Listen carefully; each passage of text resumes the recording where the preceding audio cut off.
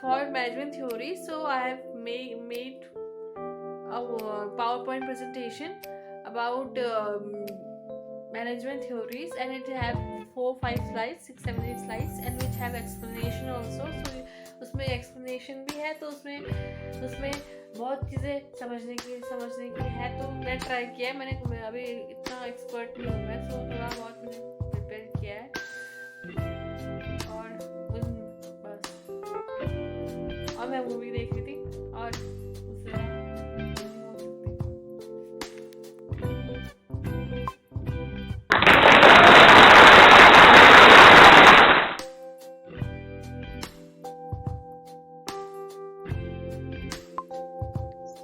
Hello guys, in this slide we will study about the management theories and management.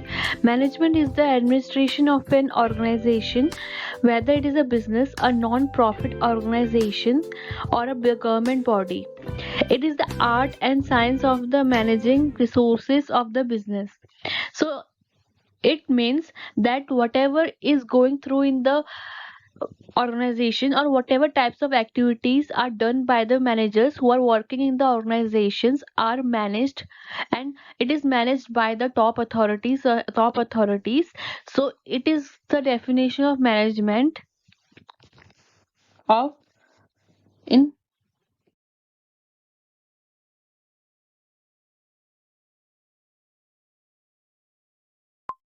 Basically क्या होता है, इसमें management theories होती है और मैनेजमेंट होता है। तो मैनेजमेंट में क्या होता है, जितनी भी एक्टिविटीज हम लोग करते हैं कंपनी में, और कंपनी में बहुत सारे मैनेजर्स होते हैं और उनके अलग अलग रोल्स होते हैं, तो उनको मैनेज किया जाता है। तो जो मैनेज करते हैं वो होता है टॉप अथॉरिटीज। जो टॉप अथॉरिटीज होते हैं उनके पास बहुत सारे पावर होता है, तो वो लोग, उनका काम यही होता है कि वो हर जितनी भी एक्टिविटीज होती है ऑर्गेनाइजेशन में उनको मैनेज करना। तो इसी ये डेफिनेशन होती है मैनेजमेंट की। और अ, उनमें से जितने भी नॉन प्रॉफिट ऑर्गेनाइजेशंस होते हैं और जो प्रॉफिट ऑर्गेनाइजेशंस होते हैं, वो सब मैनेज किए जाते हैं। तो उसी को कहते हैं हम लोग मैनेजमेंट। और रिसोर्सेज को भी हैंडल किया जाता है मैनेजमेंट में। हम बहुत चीजें इस्तेमाल करते हैं और रिसोर्सेज को यूटिलाइज करते हैं, तो उनको ही मैनेज किया जाता है।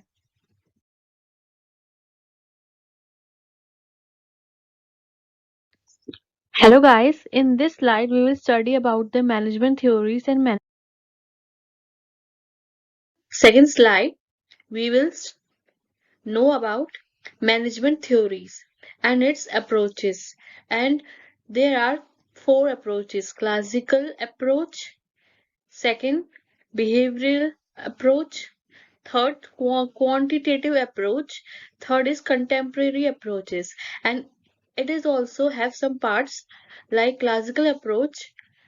Inside this we will know about Frederick Taylor scientific management, second one Frank and Lillian Gilbreth time motion studies, third one Henry Fayol 14 principles of management, and fourth one is Max Weber bureaucracy theories. And it is all theories.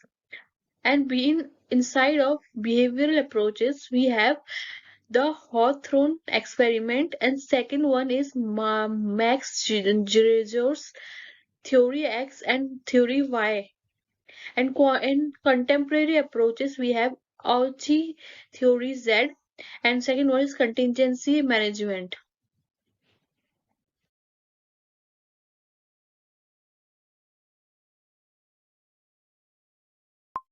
हम लोग management theory के बारे में पढ़ने वाले हैं। तो theory में क्या होता है, बहुत सारे अप्रोच, और मैनेजमेंट थ्योरी के अंडर जो होता है बहुत सारे अप्रोचेस आते हैं। और उसमें हम लोग बहुत सारे, जैसे टेलर थ्योरी पढ़ेंगे, साइंटिफिक मैनेजमेंट थ्योरी पढ़ेंगे, हेनरी फ्योल के 14 प्रिंसिपल ऑफ मैनेजमेंट पढ़ेंगे, मैक्स वेबर पढ़ेंगे।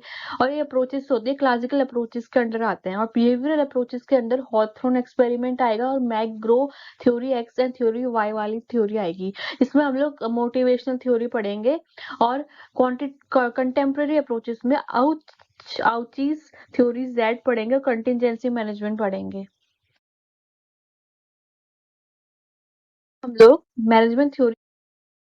So in this slide we will study about the techniques of scientific management and Taylor's scientific management. Taylor की थ्योरीज पढ़ेंगे इस वाले slide में। पहला इसके अंदर पहली पॉइंट ये आता है कि science and not rule of thumb. Second one is scientifically train employees, and third one is ensure most efficient ways of working are used, and third one is divide the work between the managers and workers, and fourth one is pay based on result. And time study, fatigue study, differential piece rate system, method study, standardization and simplification of work, and functional foremanship, motion study सारे scientific management में आते हैं। और ये सब techniques होते हैं। और साइंस और नॉट रूल ऑफ थंब का मतलब ये होता है कि जिसमें हम लोग बहुत मतलब जैसे साइंस बेसिकली हम लोग इसमें क्या करते हैं, जो वर्किंग एफिशिएंसी होती है ऑर्गेनाइजेशन की, उसको और ज़्यादा एफिशिएंट बनाने की कोशिश करते हैं। जैसे कंपनी में बहुत सारे एक्टिविटीज होते हैं, तो उसको हम लोग बेसिकली उसमें हम लोग साइंटिफिकली पहले जो मैनेजर्स होते हैं वो अपने डिसीजंस को अपने पर्सनल एक्सपीरियंस के बेस्ड में काम करते हैं। अगर उनको कोई एक्सपीरियंस है पहले से ही तो उसके हिसाब से काम करते हैं। मतलब बेसिकली वो लोग cause and effect relationship use करते हैं कि हम कि अगर किसी चीज को हम किसी चीज से रिलेट करते हैं तो उससे और ताकि और चीजें आसान हो जाए, क्योंकि और चीजें आसान हो जाए। और सेकंड क्या होता है, हम लोग साइंटिफिकली ट्रेन एम्प्लॉयज करते हैं, एम्प्लॉयज को ट्रेन किया जाता है, ट्रेनिंग दी जाती है, क्योंकि पूरा हर कोई एक्सपर्ट नहीं होता है, तो उसको पहले एक्सपर्ट भी पहले ट्रेनिंग लेके आते हैं, तो फिर साइंटिफिकली एम्प्लॉयज को ट्रेन किया जाता है और उनको जितना हो सके उनके काम अपने काम में उसको और ज्यादा एफिशिएंट किया जाता है, उनको और ज्यादा अच्छा बनाया जाता है, एफिशिएंट बनाया जाता है और टाइम से पहले काम कंप्लीट किया कर सके, मतलब टाइम से पहले ही कंपनी अपने काम में एफिशिएंट हो जाए, अपने काम में इफेक्टिव अच्छी हो जाए। और डिवाइड द वर्क, और हर काम हम लोग साथ में नहीं कर सकते, तो काम को डिवाइड किया जाता है, तो फिर काम को हर एक मैनेजर्स को आपस में डिवाइड किया जाता है कि इतना काम कोई और करेगा, ये करेगा। So basically we divide the work between the managers, और और उनके काम के हिसाब से उनको सैलरी काम के हिसाब से सैलरी मिलती है। So basically according to their work they get the salary, pay or result whatever organization gain the result after doing so many activities, so whatever they planned for the organization after getting results, so they compare their result planned performance into actual performance। so उसके हिसाब से ही Dave और planning और result deviation के हिसाब से ही उनको उनकी सैलरी मिलती है।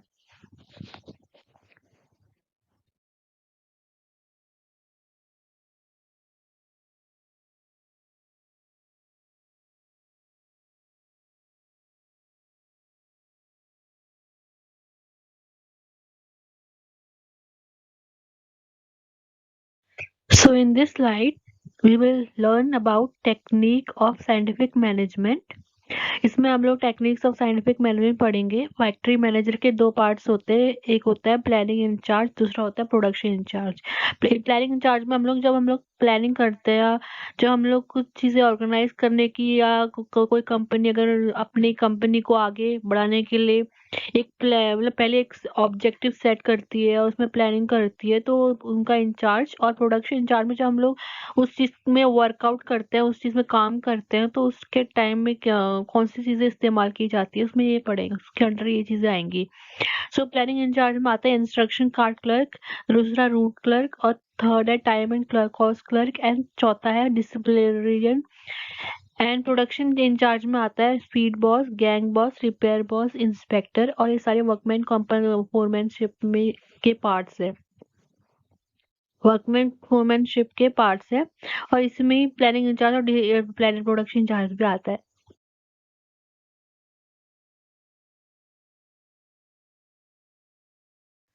Instruction card clerk comes under the planning part of functional foremanship.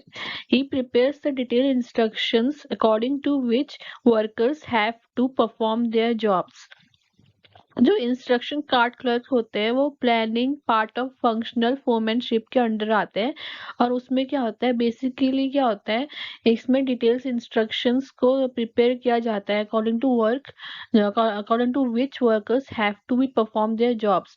मतलब जिसके अकॉर्डिंग वर्कर्स को अपना जॉब परफॉर्म करना होता है उसके अकॉर्डिंग ही वो इंस्ट्रक्शन को प्रिपेयर करते हैं।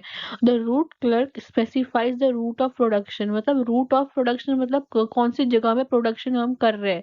तो रूट क्लर्क जो होता है वो बेसिकली जो जिस जगह में हम लोग प्रोडक्शन करने वाले होते हैं तो वो जगह फिक्स करता है, वो चीज़ वो जगह डिसाइड करता है। और जहाँ हम लोग sequence to perform various mechanical and manual operation, जहाँ हम लोग मैकेनिकल और मैनुअल ऑपरेशंस परफॉर्म करेंगे, जिस जगह पे उस जगह को फिक्स करता है रूट क्लर्क।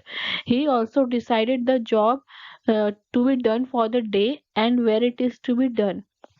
मतलब हम एक जॉब जो है वो एक दिन में कब तक कंप्लीट करनी है और और किधर करनी है वो भी डिसाइड करता है।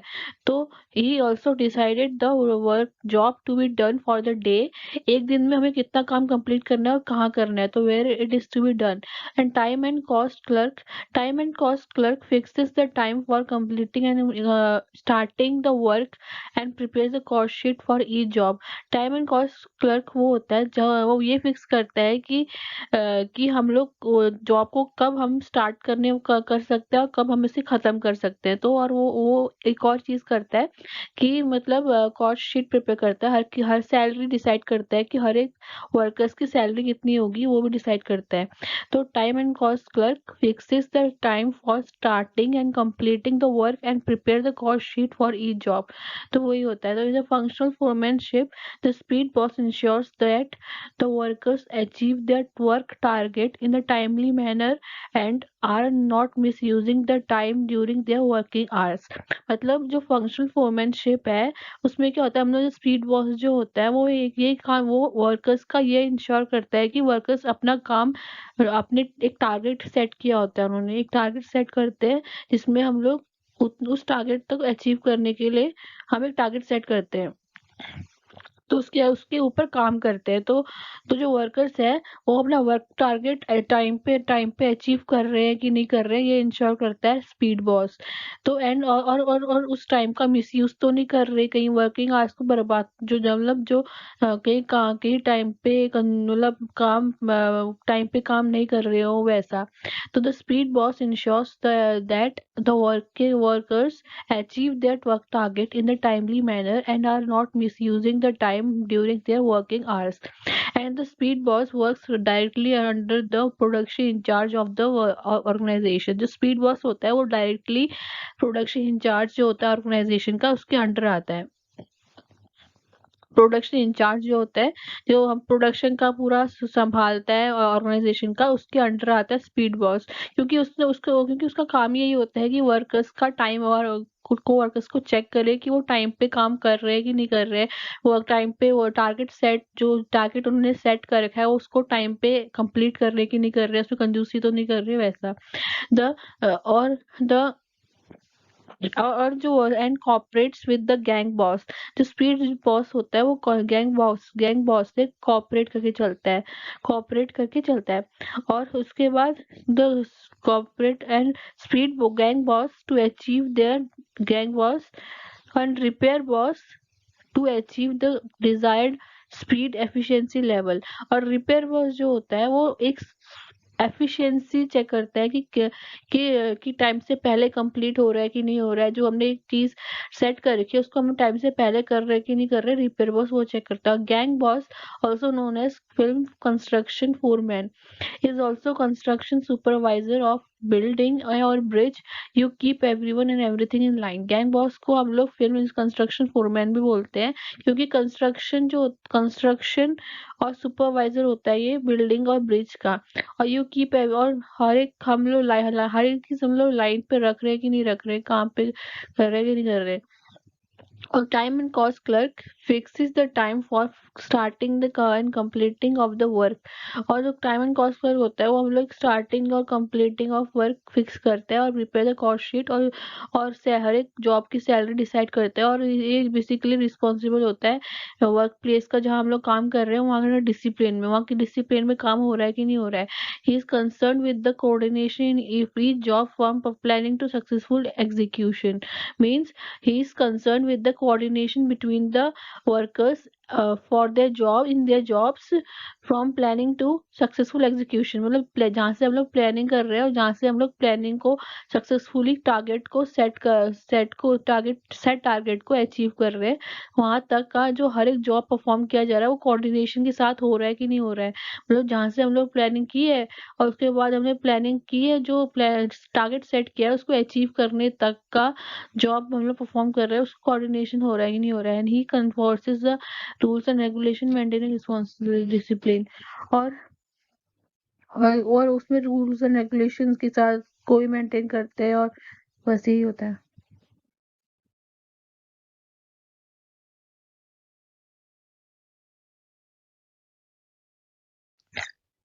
फंक्शनल फोरमैनशिप क्या होता है? Functional foremanship is a factory administration system that supports for possessing numerous foremen in separate and functional roles, and classically factories had just one manager who would manage the operations, and the manager or the foreman was the only contact for the factory employees. Frederick Winslow Taylor, the distinguished engineer who transformed the scientific management during the end of the 19th century, discovered the significant defect in of this practice when he recorded all the phases a successful supervisor would require, and he discerned that no one person could probably have every single one. Therefore, idea of working foremanship was born। मतलब क्या होता है? Basic functional foremanship एक factory of administration system है जिसमें हम लोग ये सपोर्ट करते हैं कि मतलब हर एक काम, जैसे हर एक चीज को हम सेपरेटली कैसे करें। फंक्शनल रोल मतलब हर एक का रोल्स क्या होगा, रोल के फंक्शंस क्या होंगे। Classically factories had just one manager, और एक फैक्ट्री के एक ही मैनेजर होता है जिसमें वो वुड मैनेज ऑपरेशन, जो उस मैनेज ऑपरेशन को काम मैनेज करता है, जहाँ उसमें काम जिस फैक्ट्री में काम कर रहा है उसमें जो ऑपरेशन हो रहा है उसको मैनेज करता है। Standardization and simplification of work. Standardization होता क्या है? Standardization implies to the method of establishing standard for every industry activity. मतलब स्टैंडर्डाइजेशन होता है कि हम एक सेट एक कम जो जहाँ काम कर रहे हैं तो उसका एक स्टैंडर्ड सेट कर रहे हैं, उसमें एक ये टारगेट सेट कर रहे हैं। मैंने the raw materials machinery product, और हम लोग उसमें जितने भी प्रोडक्शन जो भी काम हो रहा है उसको सेट कर रहे हैं कि हम लोग कैसे मतलब रॉ मटेरियल्स को मैनेज करेंगे, मशीनरी को, प्रोडक्ट प्रोसेस को, operation situation. There is example or benchmark. एक बेंचमार्क सेट करना होता है which must be adhered to throughout the production, जहाँ तो एक प्रोडक्शन में पूरा एक बेंचमार्क सेट करना होता है। It can standardize the raw materials। और simplification क्या होता है? Simplification is the points at erasing unnecessary types or sizes and dimensions। Simplification तो होता है जहाँ हम लोग को जो हमें चाहिए नहीं होते ज्यादातर, जिनकी हमें ज्यादा जरूरत नहीं होती उसको हटा देते हैं, तो ऐसे वो चीजें होती है सिंप्लीफिकेशन में। स्टैंडर्डाइजेशन में हम लोग एक नया स्टैंडर्ड सेट करते हैं, और क्या बोलते हैं, बेंचमार्क सेट करते हैं और उसको मैनेज कर और स्टैंडर्डाइज हर चीज का स्टैंडर्ड रखते हैं, रॉ मटेरियल्स का, मशीनरी का, प्रोडक्ट का, प्रोसेस का, वैसे ही। और फिर Method study. The purpose of the outline study is to find out one vigorous way of performing the job, and there are different ways of performing jobs. To ascertain the best way, there are diverse parameters, right from the obtainment of raw materials until the ultimate product is presented to the consumer. Every pursuit is a part of method research, and Taylor devised the idea of the assembling line of for applying the method study basically वो होता है जिसमें हम लोग हर एक चीज का method set करते हैं, जैसे जॉब में हर एक अल्टीमेट राइट। और फिर मेथड स्टडी मतलब हर एक मेथड सेट करते हैं कि हम किस तरीके से काम करेंगे, डिफरेंट वे ऑफ जॉब, मतलब हमारे हर एक जॉब को किस तरीके से हम परफॉर्म कर सकते हैं, डिफरेंट वे में परफॉर्म कर सकते हैं, वो चीज़ें होती है मेथड स्टडी में। Motion study pertains the to the study of movement like putting the objective and lifting the changing position and sitting। तो उसमें क्या मेथड मोशन स्टडी में हम लोग एक ऑब्जेक्ट को का पोजीशन चेंज करते हैं, lifting, changing position, sitting which up move while doing the conventional job. हम लोग जब जॉब करते हैं तो हर चीज़ें कभी कभार एक जगह लोकेशन चेंज हो जाती है कभी कभार। हाँ, वैसे हो गया मोशन स्टडी में। Time study it circumstances circumscribe circumscribe the conventional time taken to complete a well defined job। And जैसे नाम से पता चल रहा है टाइम स्टडी, हम लोग टाइम की बात कर रहे हैं। तो टाइम मतलब एक वर्किंग वर्किंग का वर्किंग आवर्स का टाइम सेट करें कि हम कितने टाइम तक वर्किंग कंप्लीट करेंगे, कितने का टास्क परफॉर्म कर सकते हैं एक समय तक, वो सब टाइम डिसाइड करते हैं। फैटिग स्टडी में a person is obliged to feel tired mentally and physically, she does not relax while working, the rest period will assist। मतलब क्या होता है फैटिग स्टडी में, क्या होता है जब, क्योंकि एक टाइम तक ही हम लोग काम कर सकते हैं, क्योंकि अगर ज्यादा काम कर लिया तो मेंटली और फिजिकली हमें सफर करना पड़ता है। तो वैसे ही कि रेस्ट पीरियड दिया जाता है जिसमें हम लोग वो जो वर्कर्स होते हैं वो रेस्ट करते हैं और वो काम काम नहीं करते उस टाइम में। तो फैटिग स्टडी में यही होता है।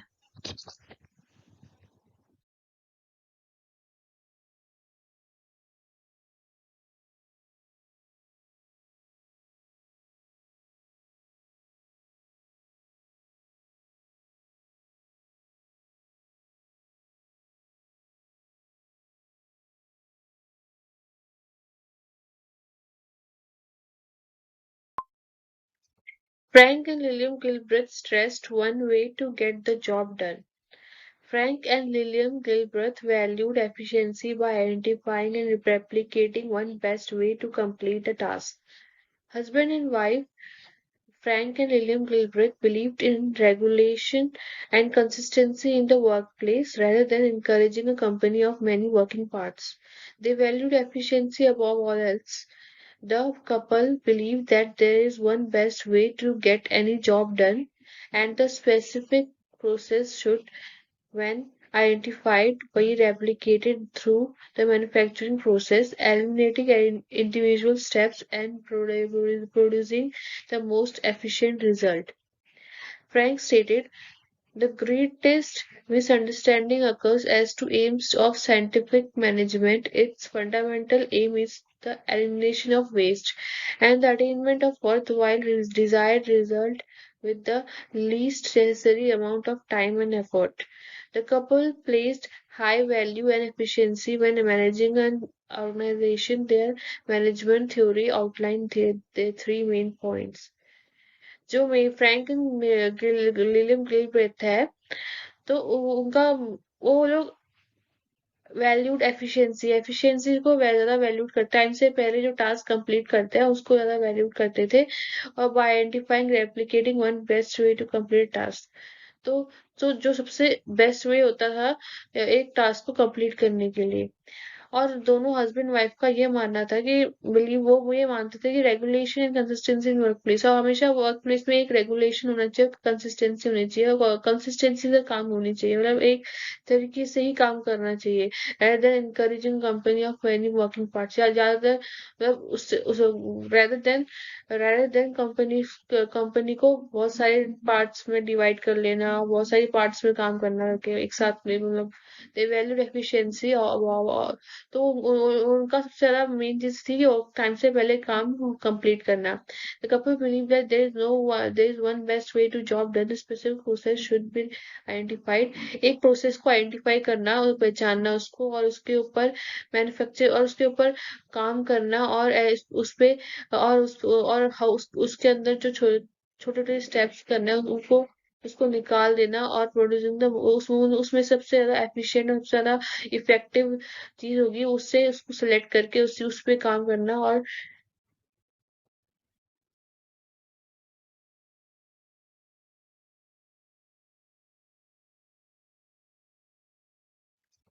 Frank and Lillian Gilbreth stressed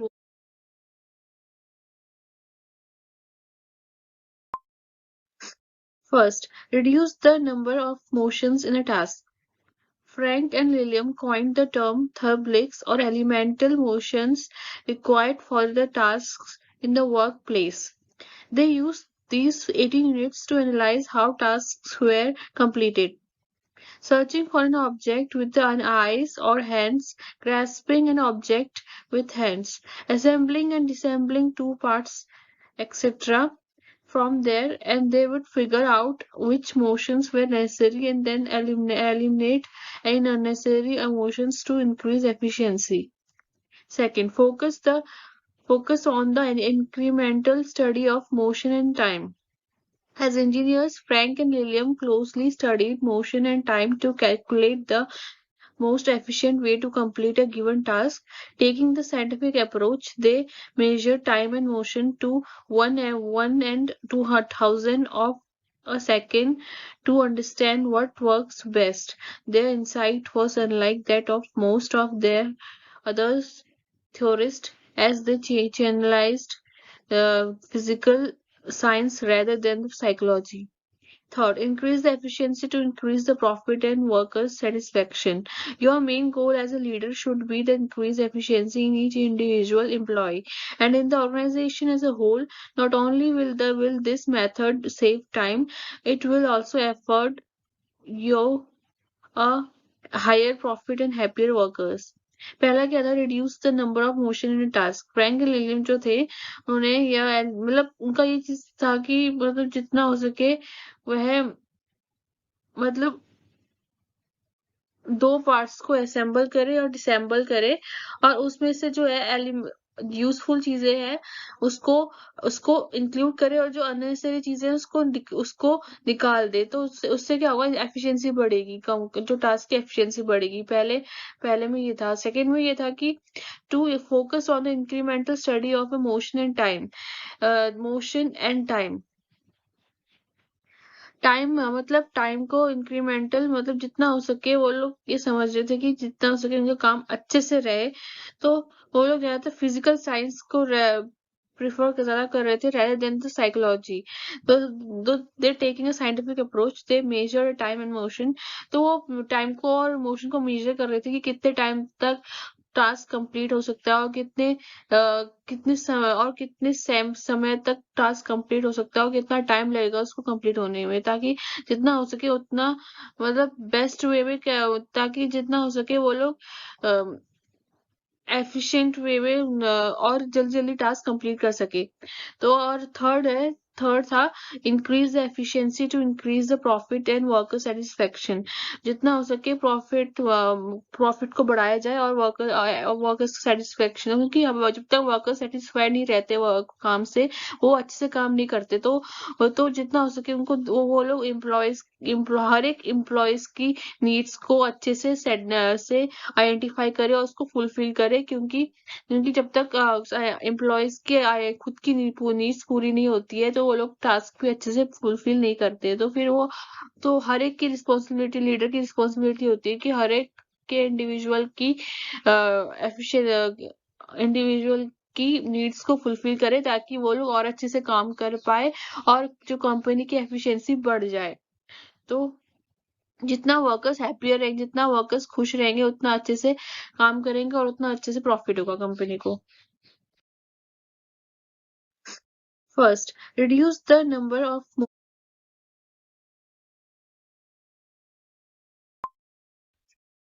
What is time and motion study? The time and motion study consists of two components: time studies by Frederick Taylor and motion study by Frank B. and Lillian M. Gilbreth. Taylor began time studies in the 1880s to determine the duration of particular tasks occurring under specific conditions. A few other studies came before Taylor's, but his had the most impact. The time study was a component of the scientific management theory. Taylor's approach focused on reducing the time wastage of maximum efficiency. Motion study by the Gilbreth evaluated movements and how they improve work methods. Frank and William Gilbreth pursued the motion study in a bid to expound on scientific management. Taylorism, as the theory is called, had a major flaw. and it lacked a human element. Critics said that Taylor's approaches was solely about profits. The Gilbreth included several variables while studying how to increase efficiency. Some of them are health, skills, habits, temperaments, and nutrition. In the book Gilbreth and Gilbreth, the expert explained that motion study looks at a fatigue that workers experience and finds way to eliminate it. They recommended solutions like best recovery periods, chairs, and workbenches. Implementation of the scientific management theory was one of the first instances that improved or process movement and process management were treated as a scientific problem. Application of time and motion study on today's business. Every task you do except for thinking requires some movement, whether it's typing code, plugging in a pressure washer, or sketching and building a plan. Movement is a key. It's why the time and motion study is applicable even in the modern environment. By analyzing how employees operate and the time they spend, a company can pinpoint where the problem is. Removing the inefficiency increases the productivity of your staff. For example, finding a better way to manufacture a car means that production time reduces and output increases. Excessive motions are the biggest cause of time wastage. Completing a task in 10 steps when 7 could have easily accomplished the same result means that workers is wasting a lot of resources. तो क्या था the time and motion study हम लोग में इसमें क्या study करेंगे। इसके दो कंपोनेंट्स होते थे, फ्रेडरिक टेलर्स और मोशन स्टडी और फ्रेडरिक गिलब्रेथ की टाइम स्टडीज।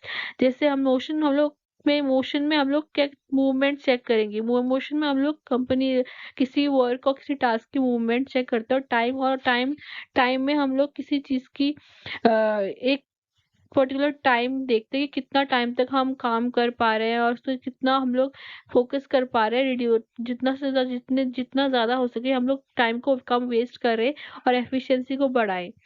मतलब जितना हम लोग टाइम वेस्ट ज़्यादा करेंगे उतना ही एफिशिएंसी हमारी कम होती रहेगी। अगर हम लोग टाइम वेस्ट कम करेंगे तो एफिशिएंसी बढ़ेगी। अगर टाइम वेस्टेज हम लोग ज़्यादा करते हैं तो एफिशिएंसी डिक्रीज होती है। अगर टाइम वेस्टेज हम लोग कम करते हैं तो वेस्ट एफिशिएंसी बढ़ती है।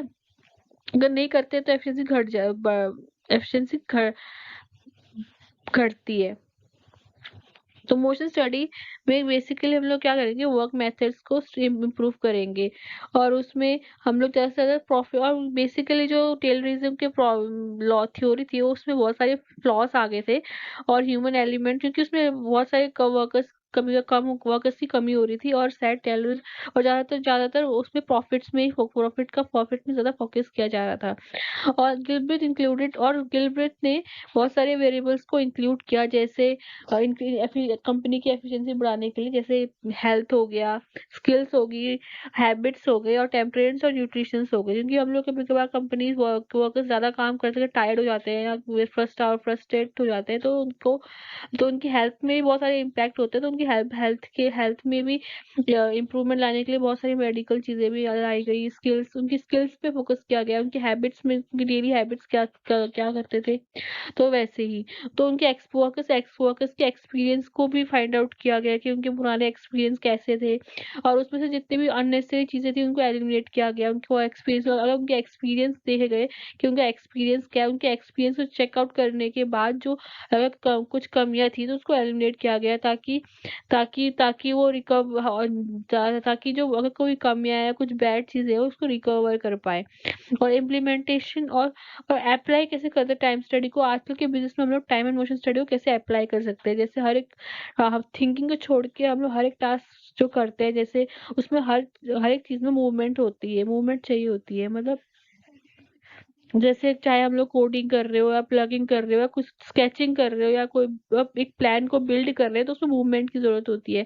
और उसमें भी हम लोग को टाइम एंड मोशन स्टडी की में अप्लाई करते हैं, टाइम एंड मोशन स्टडी को अप्लाई करते हैं, क्योंकि हम लोग टाइम चेक करते हैं कि हम किस टास्क को हम कितने टाइम तक हम लोग कंप्लीट कर सकते हैं और उसमें कितने हम लोग वेस्टेज कम हो, कि जितना हो सके उस टास्क को जल्दी कंप्लीट करें ताकि हमारा टाइम वेस्ट कम हो और वेस्टेज कम हो और एफिशिएंसी बढ़ बढ़ जाए, तो उसमें भी हम लोग टाइम एंड मोशन स्टडी को अप्लाई करते हैं, चाहे वो हम लोग कोई मूवमेंट कर रहे हो।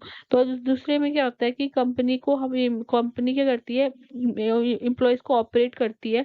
तो एम्प्लॉयज को ऑपरेट करती है तो हाँ, and the time they spend, जितना वो टाइम स्पेंड करते हैं उनके साथ, एम्प्लॉयज के साथ, उतना ही कंपनी उनका उनके प्रॉब्लम्स को भी पिन पॉइंट करती है, और उसमें से जो उनकी इनएफिशिएंसी है उनको रिमूव कर देती है, और उनकी प्रोडक्टिविटी बढ़ा देती है। तो ताकि जितना हो सके वैसे कर देती है। फॉर एग्जाम्पल, जैसे बेटर वे टू मैंने कार को जितना हम अच्छे से, अगर हम कार को हम ज्यादा अच्छे से मैन्युफैक्चर करना चाहते हैं, तो प्रोडक्शन का टाइम हम लोग रिड्यूस कर देंगे और आउटपुट को इंक्रीज कर देंगे। Excessive motion is the biggest cause of the time wastage. जितना ज्यादा मोशन होगा, उतने ज्यादा वही ज्यादा रीजन होता है, ज्यादा से ज्यादा टाइम वेस्टेज का। और बस यही होता है।